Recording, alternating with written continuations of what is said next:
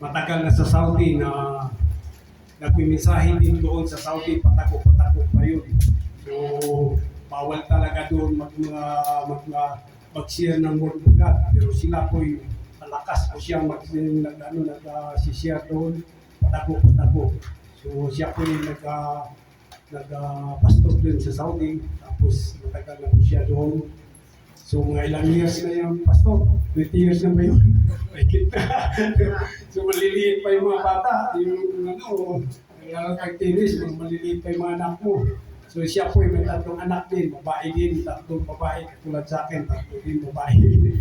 So, ngayon, may mga business na po sila. Sa Amerika. So, siya po yung nagtatagumpay sa papala ng Panginoon. Siya po patuloy na nandito. So, tinatawag ko po. Handa na po tayong magkinig ng salita ng Panginoon. Tinatawag ko po si Pastor Dan Hilig.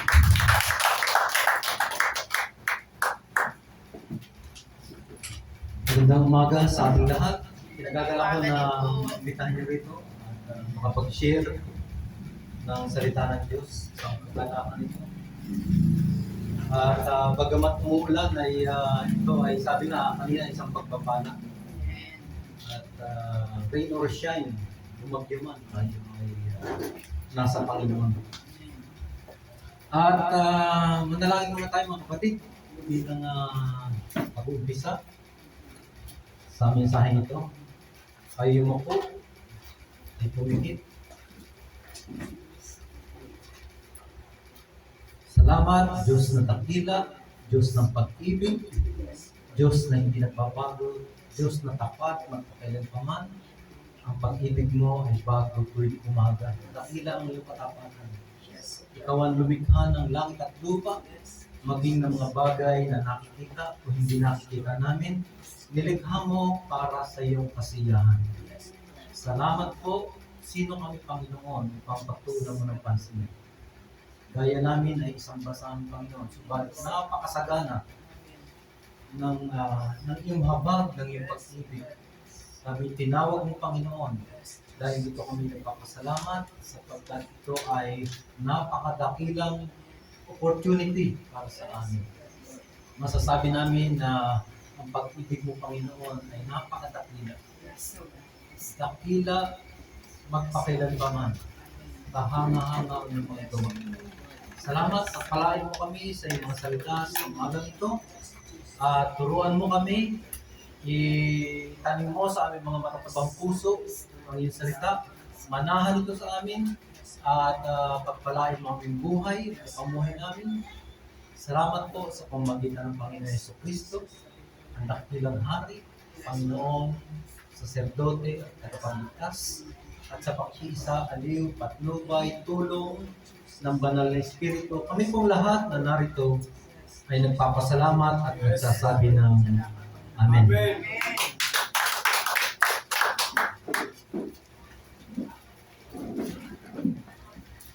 Maraming salamat mga kapatid at ako nga pala si Ginoong Danilo Hilig.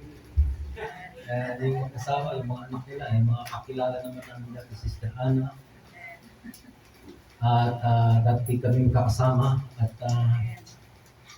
subalit ako ay matagal yung inilagi ko sa Qatar itong huli. Naka 11 years ako sa Qatar. At kami ay patuloy na sumasamba sa Diyos. Nangangaral din kami sa mga kumpanya. Pinapasok namin yung mga kumpanya ng Pilipino. At nagbabible study kami rin. At sabi nga, ang salita ng Panginoon ay hindi matatanikalaan. Bagamat mahigpit, bawal, walang makapagbabawal sa salita ng Diyos. Sabi nga doon sa Galatia 5:22, sino ang makakahadlang? Diba? Walang makakahadlang niya kahit yung pinakamahigpit na batas ng tao. At nung ako ay pauwi na, dahil senior na ako, tumapak na ako sa 60, ako ay magre-retire dahil bumagsak na rin yung kumpanya namin, magsasara na. Nangangamba ako, nai-stress ako, sabi ko, ano kaya magiging buhay ko sa Pilipinas? At nandun yung kaba, pangamba, alinlangan. Sabi ko, ano kaya magiging buhay ko? Wala na yung si Mrs. Tapos ano kaya, may kakainin kaya ako? Samantalang dito, buwan-buwan, tumatanggap ako ng sweldo, sobra-sobra sa pangangailangan ko. At hanggang sa dumating ako dito, sabi ko na ito yung moment of truth. At nung nandito na ako, doon ko natuklasan at pinanghawakan ko yung salita ng Diyos. Sabi nga doon sa Mateo 6 ng Panginoon Yesus, huwag mong alalahanin yung araw ng bukas. Saka mo na harapin pag dumating na. Sabi nga, hindi mo mapapahaba yung buhok mo kahit isang araw sa pamamagitan ng pagkabalisa. Isipin mo, sabi ng Panginoon, yung mga maya, hindi naman nagtatanim yan eh. Pero pinapakain ko araw-araw. Yung mga bulaklak, ang ganda-ganda ng kulay niya, dinadamitan ko yan. Maging si Haring Solomon, hindi nakapagsuot ng kasing ganda ng bulaklak na yan. Minsan nga, pumapasok sa akin, minsan naiinggit nga ako doon sa mga ibon eh. Nagkakaroon ako ng inggit eh. Kasi hindi naman sila, pupunta rito, iniisip natin kung ano isusuot natin, maglalaba, bibili ng kahit, magkakahuli pa. Sila hindi naman naglalaba. Ang problema lang nila, hanapin yung kakainin nila sa araw-araw. Tayo, mas marami tayong alalahanin sa buhay. Diba? Sabi, bulaklak nga, kinabukasan, matutuyo, igagatong na lang. Kayo pa. Napatunayan ko yan. Sabi sa 1 Pedro 5:7, ipagkatiwala niyo sa Diyos yung inyong kabalisahan dahil siya yung pumupukpok sa atin. Kaya, naka-1 taon na ako. Dumating ako ng July, September na ngayon. At mabuti ang Panginoon, hindi mo na ako nagugutuman. Kahit wala akong trabaho. Minsan may trabaho, minsan wala. At doon sa abroad, alam niyo, hindi ka makakain ng kamote dahil sobrang mahal. Pati yung kamuting kahoy. Ang mahal ng per kilo. Samantalang dito, nagdidilpit ako ng kamote. May bonus pa, may talbos pa ng kamote. Tapos meron pang kamote na may kahoy pa. Kaya mabuti ang Diyos, hindi siya nagkukulang, talagang pinuprovide niya yung ating mga pangangailangan. Kaya huwag tayong kailangan mga kapatid. Huwag tayong matakot. Ang Diyos, kaya tayong isustain o ibigay yung ating mga pangangailangan sa araw-araw. Ngayon, sabi ron, yung napabahala sa kakainin, darante, inumin, yan yung mga pinagkakabalahan, yung mga taong walang pananalig sa Diyos. Tayo hindi. At larako tayo sa mensahe, ito at pinamagatang kong redeeming the time. Redeeming the time. Matatagpuan natin yan sa Efeso 5:15 hanggang 16. Na ating kung babasahin natin, sabi diyan, redeeming the time because the days are evil. Sa Tagalog, samantalahin nyo ang lahat ng pagkakataon upang makagawa kayo ng mabuti. O aatras pa nga tayo sa unang verse, sabi ron, kaya't ingatan ninyo kung paano may mamuhay kayo gaya ng matalino. Huwag kayong mangmang. Do not be foolish. Yan paalala sa atin. Dahil sabi raw ay, the days are evil, redeeming the time. Pastor, kaya mo bang patunayan na the days are evil? Kaya, napakadali. Alam niyo, yung pamumuhay ng araw, kumpara sa ngayon, pasama ng pasama talaga yung mundo. Ilan na ba ang population ng Pilipinas ngayon? Dati, 102 million. Diba? Ngayon, nasa mga 103 million. At yung mga kasama ko sa trabaho ay puro Indiano, ako lang yung Pilipino. Ang population nila ay 1.3 billion. Kaya nga nagkalat na sila rito eh. Lahat ng bansa pinupuntahan nila dahil ikinakalat nila yung kanilang population kung saan saan sila pupunta. At alam nila na ang Pilipino mahilig mangutang. Kaya lumulusog sila dito, dagsa, yumayaman sila rito. Yun ang ugali ng Indiano na wala tayo. Sila kahit laborer, napakaliit ng sweldo, hindi sila mangungutang. Magtitiis sila. Ang Pilipino kasi pag sumahod ng 500, gagastos ng 700. Kaya kulang na kulang. Yung Indiano, napakatipid yan. Sa Indiano, kahit maliit na sweldo niyan, sa kanila ka makakakita na pilugang wallet. Sa atin, puro flat, manipis. Sila, puro bitog, hindi makasya sa bulsa. Kasi ang daming lang, parang bola na.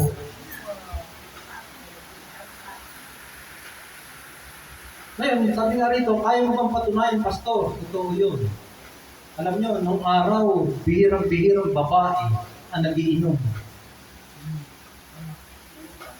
Bihira ka makakita niyo. Makakita ka lang sa beer house, yung mga Quezon, na uminom ng lambakot. Ngayon, kahit saan ako pumunta. Mga babae sa gabi, pinatutulog, naglilima yun kung saan-saan, mga kabataan, nakatanda, nag-uumpukan, nagiinuman habang nagbibidyo kay at mga babae ngayon, pinagmamalaki pa yung mga tattoo nila. Samantala sa Biblia, winawarningan tayo na huwag magpapatato. Pasama ng pasama ang mundo. Alam niyo ba ang mananampalataya, kung bibilangin natin, out of 103 million, ang mananampalataya ay less than 5%. Napakaliit. Kaya sabi ko, tama yung sabi ng salita ng Diyos, ang mundong ito sa unang Juan 5:20 ay pag-aari ng diablo. Hindi sa atin ito. Kasi mas malamang yung evil kaysa kabutihan dito. Ayaw mo patunayan, pastor? O, ayaw mo patunayan. Subukan mo mamuhay ka ng matuwid. Sumunod ka sa salita ng Panginoon. Ano mangyayari sa iyo? Uusikin ka. Pararatangan ka kung ano-ano sasabihin sa iyo ng tao. Kasi ayaw nila ng matuwid na pamumuhay. Baliktad nga eh. Dapat tayo ang umuusig sa kanila dahil mali yung ginagawa nila. Baliktad. Palibhasa kanila ang mundong ito. Hindi atin. Inuusig tayo. Kaya ang sabi ng Panginoon, hindi kayo tigasanlibutan, gaya ko. Kundi hinango ko kayo mula sa sanlibutan.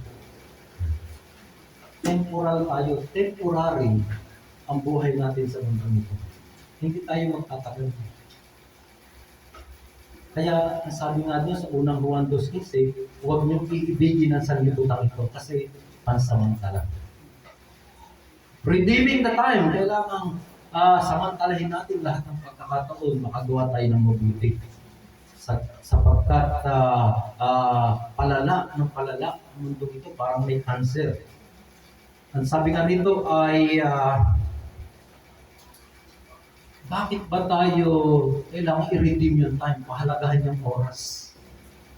Kasi tayo ay nababalot ng oras. Tayong lahat ay sumusunod sa oras. Tayo ay under time management. Diba? Lahat ng ating takbo sa araw-araw ay sumusunod sa oras. Pati pagtulog, pagkain, pagtrabaho, lahat di oras. Ngayon, sabi ko nga, bakit tayo ay may oras samantalang ang Diyos wala? Nakita niyo ba na may oras ang Diyos? Sakop ba siya ng 24 oras natin? Hindi, never na nasakop ang Diyos ng 24-hour format natin. Ang sabi nga doon sa 2 Peter 3:8, sabi ron ang isang araw sa Diyos, ilang taon? 1,000. Sa Diyos, yung isang araw, 1,000 taon. Yung 1,000 taon naman ay equivalent sa isang araw lang. Paano mo siya obrasan? Diba? Ang ibig sabihin, ang Diyos, eternal. Eternity siya. Hindi siya sakop ng mundo ito, ng panahon, oras, pangyayari. At sabi nga ay tayo lagi ay nagmamadali. Hinahabol natin yung oras. Ang Diyos never nagmadali siya. Relax ang Diyos. Tayo, kanina nga nagmamadali ako, sabi ko 9:30 na. Baka mag-uumpisa na sila. Paspas ako, uulam pa na. Pinatila ako kayo na. Hinahabol natin yung oras. Nagmamadali, nagkukumahog, nalilate sa trabaho, kung ano-ano pa.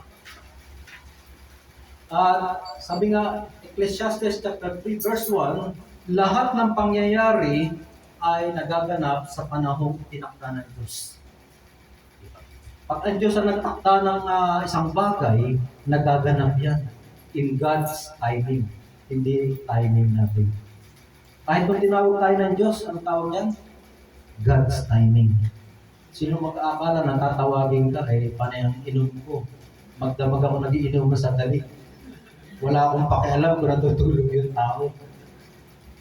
Sing-along pa nung araw, wala namang video ko may dala ako sing-along, galing abroad. Marami akong pahala ng kasi. Wala akong pakialam kung maka-istorbo ko. Tatawagin ko yung mga dalubhasang manginginom sa dali. At nagiinom kanya hanggang umaga. Sa dalig ng araw, alas 6, ano yun? Yung maingay na kulisap. Kuliglig. Mula alas 6, kuliglig na yun. Pero pag alas 6, kami na yung narinig ko. Yung mga awit na namin, mga slow rock. Kaya wala akong pakialam sa aking kapwa. Wala tayong pag-ibig sa ating kapwa. At sabi nga ay naiinip tayo sa oras, ang Diyos ay hindi. Kaya may pangyayari ito sa John chapter 7 na kung saan yung mga kapatid ng ating Panginoon Jesus ay challenge siya. Ang sabi sa kanya, total gusto mo naman magpakilala sa mundong ito. Bakit hindi ka pumunta ron sa pista? Magpakilala ka na, lubos-lubusin mo na. Parang hinahamon siya ng mga kapatid niya. Kasi masyado na sikat ang ating Panginoon Jesus. Naiintriga na maging mga kapatid niya. Pakilala ka na. Pero ano sabi ng Panginoon Jesus? Ang sabi niya, hindi ko pa oras. It is not my time. Sa inyo, pwede lahat ng oras. Sa akin, hindi. Yan ang God's timing. Hindi siya katulad natin. Nagaganap. Ilang taon ba nung mangaral si Panginoon Jesus? 33. Nung tinawag din ako ng Panginoon, ang edad ko, 30. Yan yung mga panahon na tatawagin ka ng Panginoon para makapagluto ka sa Kanya.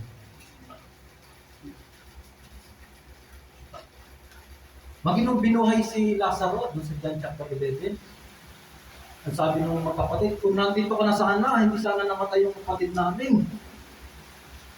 Kasi ang Panginoon Jesus, pinalipas niya pa yung 4 na araw nangangamoy na si Lazaro. Sabi ng mga kapatid, nangangamoy na. Ba't ngayon ka lang? Sinadya ng Panginoon Jesus. Bakit? Hindi niya pa oras. Nais niya ipakilala yung kapangyarihan ng Diyos, yung kaluwalhatian ng Diyos.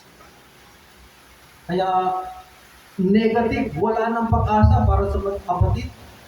Pero ang sabi ng Panginoon Jesus, halika, punta kayo na dito. Tinawag niya. Walang imposible sa Panginoon. In God's perfect timing. Napakahalaga rin ng oras ng kapatid. Pagkasapan muna natin mga kapatid, sino na naka-invento ng oras? Sino bang Poncio Pilato na alam niyo na naka-invento ng oras? Sabi nga dito, ang maraming palusot yung mga scientists kung sino-sino sinasabi, yung naka-invento ng oras, si ganito, si ganito. Sa palagay niyo, sino kaya? Balikan natin yung unang orasan, yung tinatawag na sundial. Yung sundial, bilog yan eh. Tapos may tore. Pag tinamaan ng araw yan, tinitingnan nila yung buhay. Yung anino. Diba? Mahalaga yung anino. Kami, tiga-taytay kami. Lumaki kami sa taytay. Tagaliig kami. Wala naman kami probinsya. Tagaliig. Tagalog kami. Ang appliances lang namin ng araw, wala kaming TV, wala ref, wala lahat yan. Kaya sabi ko, maganda yung pamumuhay ng araw. Gusto ko ibalik. Kasi nung araw, ang luwag ng bahay. Upuan lang, lamesa, tulugan.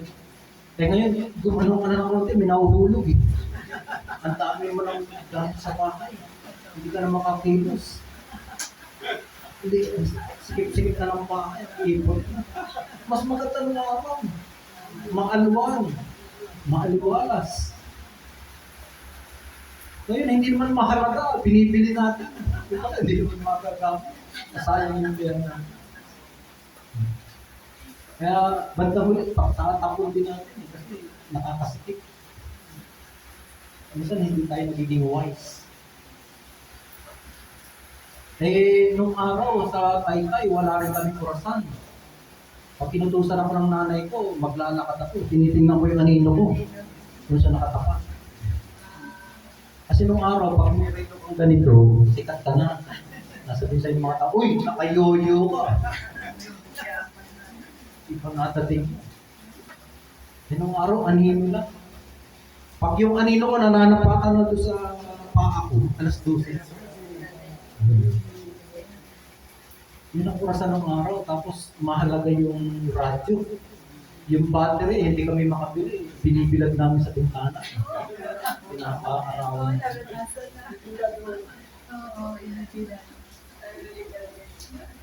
Ang sumunod na orasan, yung tinatawag ng hourglass. Yung may kuhangin na nagpapasabi. Binabaliktad yun. Tapos dahan-dahan na nilaglag yun. 24 oras sa patunggas. Kumbaga sa ano, hindi precise, hindi accurate yung mga orasan ng araw. Hanggang sa dumating yung mechanical timer, inabot natin umabot dito, yung sinususian natin. Tapos may kalimbak, puro granahe. May mga gear. Paunlad ng paunlad yung ating mga orasan. Hanggang sa dumating na yung mga modern ones. Casio, Citizen, Seiko, accurate na. Puro mga semiconductor na, electronics. Masyadong siyang accurate. Asenso yung timekeeping natin. Ngayon, tanong ulit natin, sino naka-invento ng oras? Meron ba naka-invento? Para sa akin, wala naman. Kasi ang Panginoon, siya talaga naka-invento niyan. Bakit? Ang Panginoon naglagay ng gabi, ng araw.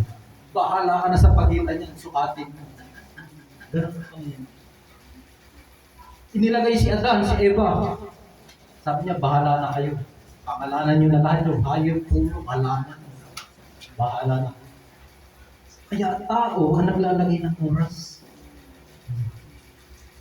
Sabi, kayo mga Bisaya, itong Alatres, pangalanan nyo na lang.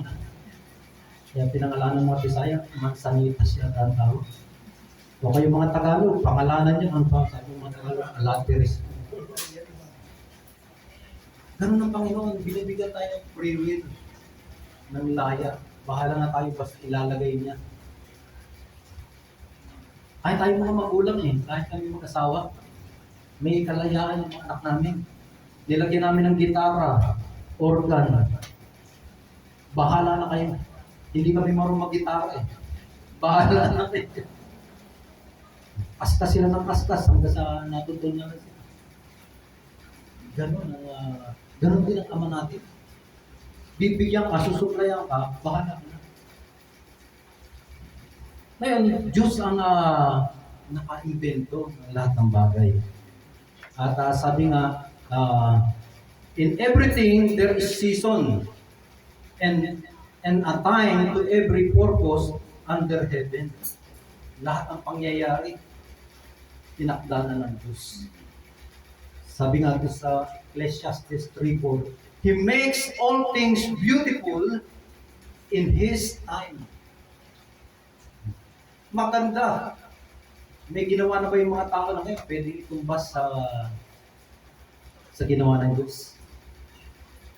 Wala eh. Sabi ko, skyscraper, yung mga nagagandahan, tataasang building sa Makati, sa Antipolo, kung saan sa yung mga modern infrastructure na yan, kumpara mo sa ginawa ng Diyos, no match yan. Maganda ang ginawa ng Diyos, sinasalaula lang ng tao. Kaya nga bumabaha eh, nasasalaula. Yung sa Bohol, yung tinatawag na, ano tawag na? Chocolate Hills. May nakatumpas niyan, may nakapantay ba dyan na ginawa ng tao? Yung mayong volcano, may nagawa pa nga tao natin gaya niya. Wala. Kaya Diyos ang dakilang engineer, arkitekto, at naglalagay ng lahat ng bagay. At nilikha niya ang lahat ng bagay para sa kanya-kanyang panahon. Dito sa Pilipinas, may panahon ng tag-ulan. Diba? May panahon ng araw. May panahon ng bagyo. Ilang bagyo tayo? Sabi ko na yung 20 bagyo taon-taon. Sabi nga, ang Pilipinas, ang pangalawa sa pinakamaraming bagyo. Una yung China. Nagbago ba yung panahon natin? At araw, at ulan, at bagyo. Nagbago ba yan sa tagal ng panahon? Naubos na lang yung mga tao. Palit-palit na. Hindi na bago yun eh. Sabi nga ni Arang Solomon, yung kayo nakapag-isip-isip na, sabi niya, paulit-ulit lang. Lahat ng bago. Nangyayari sa taktang nilagay ng Diyos. Kanya-kanyang panahon. Pag panahon ng mangga, maraming mangga. Pag hindi ng panahon ng mangga, meron ba? Panahon ng hindi panahon ng pinya, meron ba? Hindi panahon ng duhat, di ba? Wala. Nilalagay ng Panginoon yung kanya-kanyang panahon. Naka-timetable na lang yung bagay na yan. Sabi nga ng Panginoon, Ecclesiastes, may panahon ng pagsilang at kamatayan. May panahon ng pagpatay at paggamot. Pagsira at pagtatayo, dalamhati at kagalakan. May panahon ng pag-ibig. May panahon na paghahanap at pagkawala. May panahon ng pag-iipon at pagwawaldas. May panahon ng paggagamot. Panahon ng gera at kapayapaan. Ulit-ulit lang ang panahon. Kaya pag dinibdib natin yan, hindi natin maaarap. Kasi matalinong tao na nga, si Haring Solomon, sabi niya, ulit-ulit lang. Hindi nagbabago. Kaya sabi nga, redeeming the time. Bakit? Life is short. Maiksi ang buhay natin. Napakaiksi. At saan ikinukumpara yung buhay natin? Sabi nga doon sa Santiago 4, ang buhay raw natin ay parang yung aso na sinaing. Kapag palingging na, maluluto na, binubuksan natin, sinisilip natin kung talagang luto na eh. Ano nakikita natin? Yung aso, yung beko, pumapailan lang. Ganun daw ang buhay natin. Niluluto tayo, tubig, bantang huli, papailan lang pala. Mawawala rin pala yung buhay. Katulad din daw natin yung damo. Damo ng bulaklak. Ang dami dyan eh. Ang ganda ngayon, pinabukasan.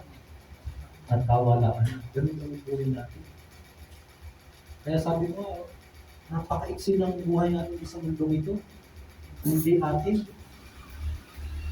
Kasi iniisip natin eh, pag tumanda ka na, iniisip mo, sana malagdagan pa ako ng mga 40 years. Sana malagdagan pa ako ng 20 years. Pero hindi nangyari eh. Talagang tinatawag tayo ng lupa. Nire-recall tayo ng lupa. Malapit ka na. Tinawag na yung mga 1920s, 1930s. Every 10 years, tinatawag yung mga tao. Bumabalik sa lupa. 1940s, 10 taon, tinawag. Naging lupa na. 1950s, may kakilala pa ba kayo dito? 1920s. 1910. Diba wala na? Kasi ang buhay natin, napaka-iksi. At sabi nga rito, kapag yung bata, pag sanggol pa, ang bango-bango. Napakabango niya. Gusto natin, lagi hahalikan. Pinupulbuhan natin. Bango-bango tayo. Pag nagtatlong taon yung bata, pag nagtatakbo na dyan sa labas, may araw. May araw. Diba? Yung pag ang tao naman ay tumapak ng 30, sabi natin, naamin natin, amoy buhangin. Amoy buhangin yung tao. Pag nag-50 na yung tao, alam niyo sa ilalim ng puno, yung maraming nato yung dahon. Halukayin natin yun. Amoy natin. Amoy natuto yung dahon. Pag nag-60 pataas, ang sabi dyan ay amoy lupa na. Kaya ako nandadaya ako kasi 60 na ako. Lagi ako nagpapabango. Chipping. Para baka may makabigit ako sa lupa. Kasi matagal ako sa abroad. Hindi na kasama ko. Pati naman ito, may buhang. Kalahating oras lang, mapapaligo pa lang. After 30 minutes, may buhang. Hindi makakaila sa amoy. Kaya minsan nagtrabaho ko sa Beverly Hills. At nagkakita ko ng ilaw, nasa basement ako, malaking bahay, mayaman yung bahay. Sabi ko, amoy lupa. Amoy na amoy lupa. Parang nasa ilalim ka ng napakalalim na lupa. Tapos madilim. Mag-iilawan. Lupa. Hindi ako mapakala. Maya pagtingin ko, nasa abroad mo pagtingin ko, may maganda. Sabi ko, ang edad dito siguro nasa 100. Nakakatingin pa. Nakangiti sa akin. Tapos yung balat niya, parang talo ba yung palaya. Ang kulubog na kulubog yung balat. Sabi ko, ito pa rin nangangamay lupa. Sabi ko, ang hirap pa lang maging matanda. Pagtago ka na. Tinatago doon sa basement. Lakas pa. Kapag ka, dito na kasalamin. Siguro, nakatira na ng pagkain doon. Tapos lang siya patilim. Hindi siya sa isang kwarto. Tapos niya. Sabi ko, nasa 100 years old na. Kasi nagito yung gusto umabot pa ng 100 years. Hindi matakagap na sa Sigurado ka na lang. Hindi na malaman kung dadalawin ka ng anak. Katulad ko, nag-iisa ako sa bahay. Hindi nga ako yung kumusta ng mga anak ko. Tumupunta kung buhay pa ako o patay. Kaya ganun ang buhay. Salamat na ako kami anak ko sa tabi ko. Ganun ang magiging buhay natin. Napaka-isip. Hindi pa rin na daw yan.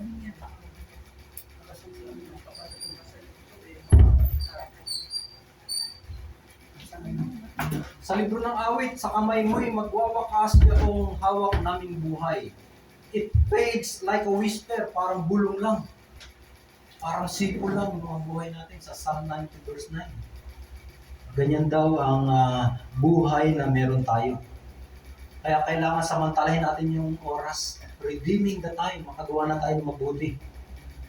Napakahalaga yung oras, sinasamantala natin. Alam niyo, yung mga Israelites, mga Hudyo, mula Egypt, sila ay alipin, pinalaya ng Panginoon nila sa land of the promise sa Israel. Inabot sila ng ilang taon? 40 years. Nilakad nila 40 years. Samantala ngayon, ini-estimate, kung lalakarin yan mula Egypt hanggang sa promised land, 11 days. Bakit inabot sila ng 40 years? Dahil yung mga Israelita, sabi nga, Saan na lang. Parang yung mga anak natin, hugasin natin yung plato, ano sabi? Saan na lang. Walang redeeming of time. Minsan, humahanap pa ng champion. Bukas na lang. Wala ako sa abot eh. Saan na lang. Ganon din yung mga Israelite. Saka na lang, kasi ang lalaki ng mga tao. Parang higante. Titirisin lang tayo. Ang buhay daw natin ay parang natutuyong parang damo. Yan. Naglalahong parang bula, parang aninong lumilipas. Job 14 verse 2. At sabi rito ay, nilagyan mo siya ng hangganan, di niya ito malalampasan. Job 14 verse 5. Meron tayong boundary. Hindi tayo nakaka-exceed. Hindi tayo lumalagpas. Nasabi nga rito ay, buhay namin umaabot ng 70 taong singkad. Minsan na may umaabot ng 80 kung malakas. Psalm 90 verse 10. Ang average life daw ng Pilipino ay pag lalaki, 70 years old. Pag babae ay 73 years old. Hindi ko lang alam kung bakit mas matigas ang babae. Di ba? Kahit sa baryo namin, ang daming balong mga babae kaysa balong lalaki. Kasi siguro dahil maraming bisyo yung mga lalaki. Kain ng kain ng mga pampabata. Alam nyo, yung kinaiiksi ng buhay ng tao dahil sa pagkain. Kain ng pampabata. Kaya 61 ako ngayon, kung 70 years old yung average, meron pa akong 7 na taon na may enjoy ko. May 7 na taon pa. Matagal-tagal pa. At ang tao, ginagawa lahat ng bagay para hindi kagad mamatay. Iba, nag-exercise. Hindi kumakain ng kung ano-ano. Gulay, isda na. Pero at the end, patay pa rin. Wala tayong mga kilalang tao na lumagpas ng 120. Diba? Sabi ng Biblia sa Genesis chapter 6, ang buhay niya hindi nalalagpas ng 120 years old. Kaya yung mga scientists ngayon, iikot yan, hinahanap kung sino lalagpas dyan. Walang matagpuan, lumalagpas ng 120. Mahirap maniwala, lalo mga kabataan na maiksi ang buhay, life is short. Tayo lang mga may edad na naniniwala dyan. Sabihan natin yung mga paslit. Sabihin natin, life is short. Maniniwala ko sila. Sabihan natin yung mga binatilog, dalagita, life is short. Paniniwalaan ba tayo? Kahit ako kala ko nung kabataan ko, hindi nakukulubot yung balat ko, hindi na mamumuti yung buhok, hindi lalabo ang mata ko. Yan ang paniniwala ko. Parang feeling youth lagi ako. Gala ng gala. Mga kabataan, sabi nga dito ay ang inaatupag, pasyal, games, adventures, biruan, asaran. Hindi sila maniniwala na ang buhay ng tao maiksi. Tayo nagkakaedad ang nakakaalam nito. Pag nagkaedad tayo, marirealize natin na ang mundo ito ay para lang sa mga kabataan. Ang mundo ito ay nakadesign lang sa mga youth, mga kabataan. Pag may edad ka na, tsapwera ka na. Tabi ka dyan, baka tamaan, nakaharap ka dyan sa dandaan. Ganyan ang tingin nila. Kaya nung nakaraang linggo, nag-apply ako ng trabaho sa online. Apply ako. Tumawag. Sabi niya, ikaw ba si Mr. Danilo? Sabi ko, ako nga po. Ikaw yung nag-apply sa amin. Sabi niya, matanong ko lang sir, ilang taong ka na ba? Sabi ko, senior na ako, 61 na ako. Ay, sorry sir, malapit ka na eh. 3 beses niyang binanggit. Sabi niya, sir, sorry malapit ka na eh. Sabi ko, anong malapit na? Malapit nang mamatay. Ganun sa Pilipinas, pag may edad ka na, ayaw ka nang tanggapin. Pero sa Europe, sa US, Canada, sa Singapore, yung mga matatanda, yung tatrabaho sa airport, may opportunity. Dito sa Pilipinas, hindi ka bibigyan ng pagkakataon. Ayaw nga tanggapin.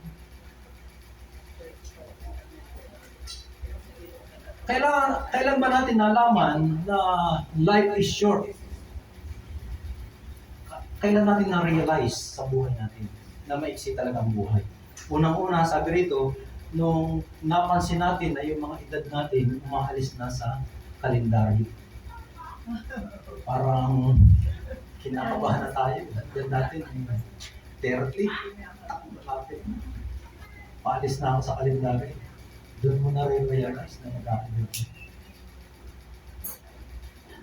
Nung napansin natin na namumuti na yung mga buhok natin, naisip-isip natin, naisip pala talaga ang buhay. Nung napansin natin na, alam mo yung mga kabataan, mga dalagita, slender ang katawan nila. Lalaki, babae. Mga ano sila, slender. Kahit nung kabataan, kahit ako lumamon, hindi naman ako lumalaki. Talagang slender lagi yung katawan ko. Yung mga high school, mga age na ganyan. Pero nakalata mo nagkakaedad ka na kasi lumalaki ka na eh. Tapos pag kinapa mo, nagsalamin ka, may bilbil ka na rito. Kapain natin yung mga bilbil natin mga kapatid. Sabi natin, pure muscle yan. Na-realize mo, nagkakaedad ka na dahil nag-iiba na yung korte ng katawan mo. Pure muscle yan, sister.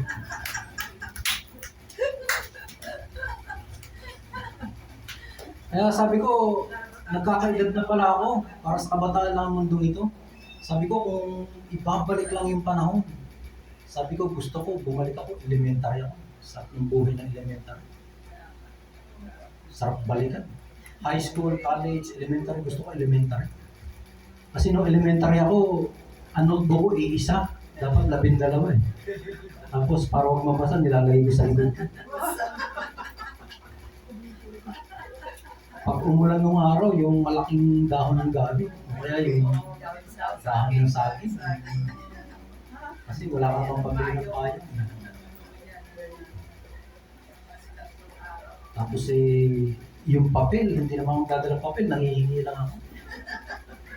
Tapos yung Mongol ko, pag nagkamali ako problema. Yung lapis ko, wala nang pambura. Sabi ko, paano ko buburahin ito? Ang ginagawa ko, yung chinelas ko, dadamputin ko. Hindi na ako sasapatos. Buburahin ko ng chinelas. Ito na akong teacher eh. Bubura. Kasi lalo nangingitip, hindi naman mabura. Ang problema ito. Sabi ko, yung ultimatum, yung pinagbabawal na technique. Yun na lang yung pinaka-final. Dura. Butas yung papel. Nabuta. Sabi ko na Kaya, nagkakaedad na tayo kung tinatawag na tayo ng mama, lolo, lola. Yun. Namumuro na tayo. Hindi naman ibalik yung mga panahon. Kaya sabi na, puro memories na lang. Alalahanin yung mga memories. At alam niyo ang Diyos, pantay-pantay siya eh. Sabi natin sa Efeso 2:11, hindi siya nagtatangi. Walang pabor-pabor sa Diyos. Lahat equal. Ang sabi nga nito ay sa Mateo 6:45, pinasisikat niya yung araw, pinauulan niya yung sa masama at saka sa mabuti.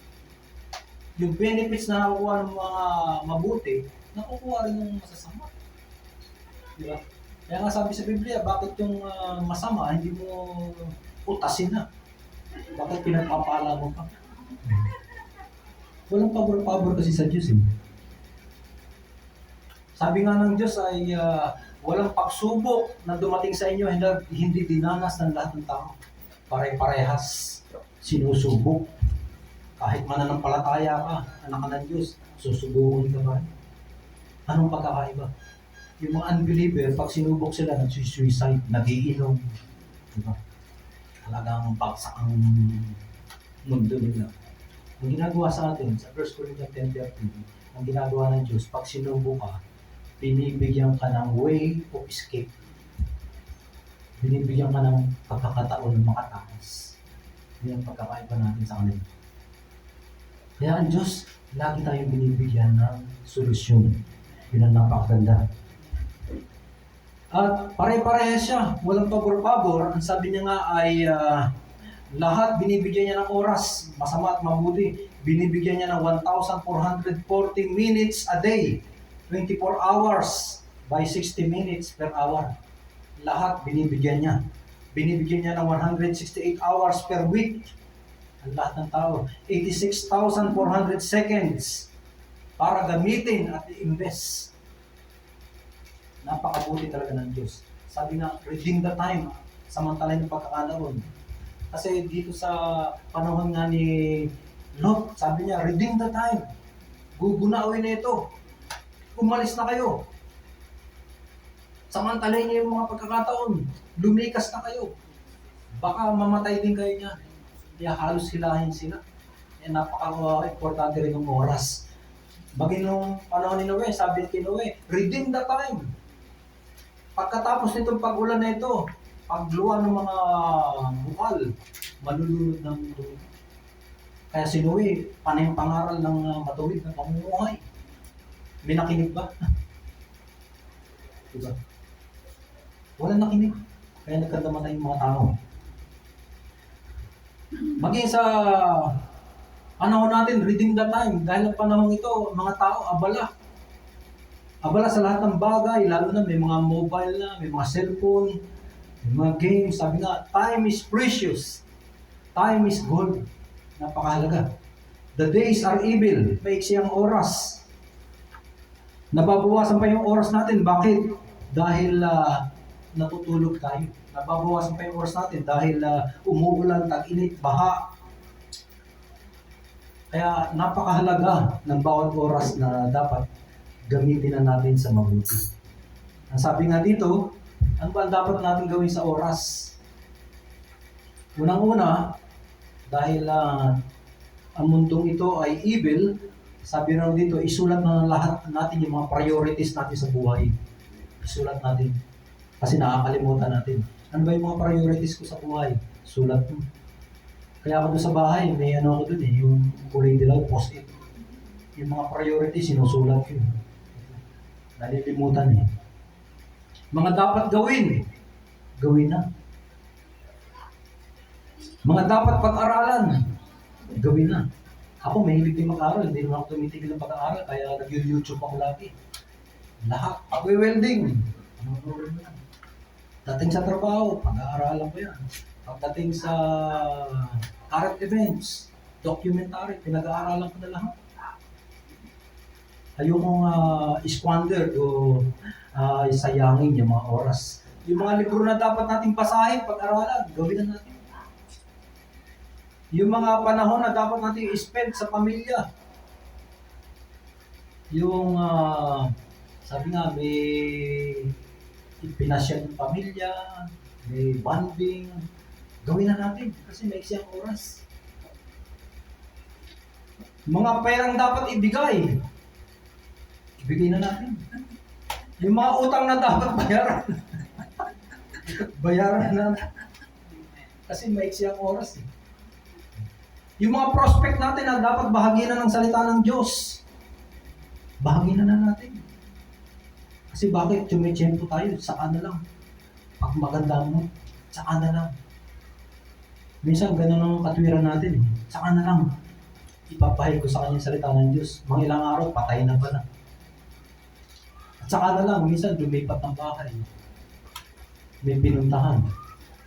Ganun. At sabi nga, ipangaral mo salita ng Panginoon, napapanahon man o hindi, samantalahin mo lahat ng pagkakataon. Yung pangangaral ng salita ng Panginoon, walang timing yan. Ano man ang timing, ibahagi mo. Pag ako magpapakasyon, tayo yung taxi driver, binabahagi na ako ng salita ng Diyos. Napapanahon man o hindi, ipangaral natin. maging matalino, at hindi mga mangmang. Bilang conclusion mga kapatid, ang sabi nga ng salita ng Panginoon, remember now thy Creator in days of thy youth. Alalahanin mo daw ang Panginoong Diyos panahon ng iyong kabataan. Kasi bakit? Pagkabataan mo, makapaglilingkod ka ng gusto. Pag may edad ka na, marami ka nang nararamdaman. Alam mo, kada gising mo sa umaga, bihira yung maganda ng kondisyon. Hindi katulad ng kabataan.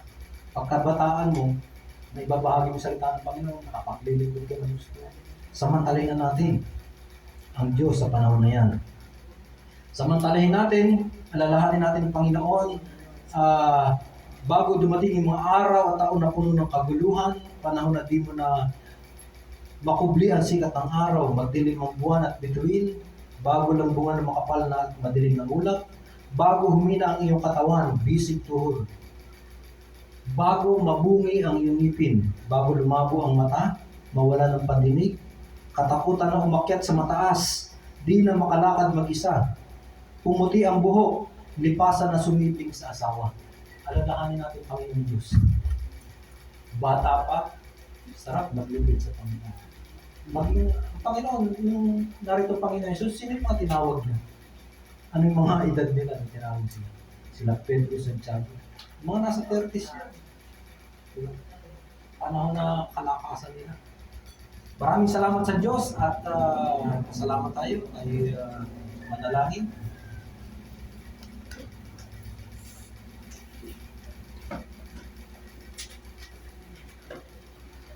Amang banal na nasa langit, kami po ay nagpapasalamat sapagkat ang iyong salita ay pagkain. Salamat po sapagkat pinaalala mo sa amin na ang buhay ay maiksi. Pahalagan namin ang bawat oras, ang panahon ng aming kabataan, panahon na kami magpaglilingkod sa iyo. Lagi ka namin alalahanin, Panginoon, sa araw-araw ng aming buhay, bago sumama ang aming mga pakiramdam.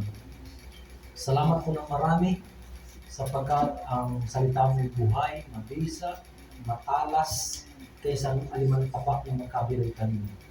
Ito'y tumatagos maging sa pinaghiwalayan ng kaluluwa at espiritu, maging mga kasukasuan o mga utak sa buto at nakakataho ng iniisip o binabalak ng tao.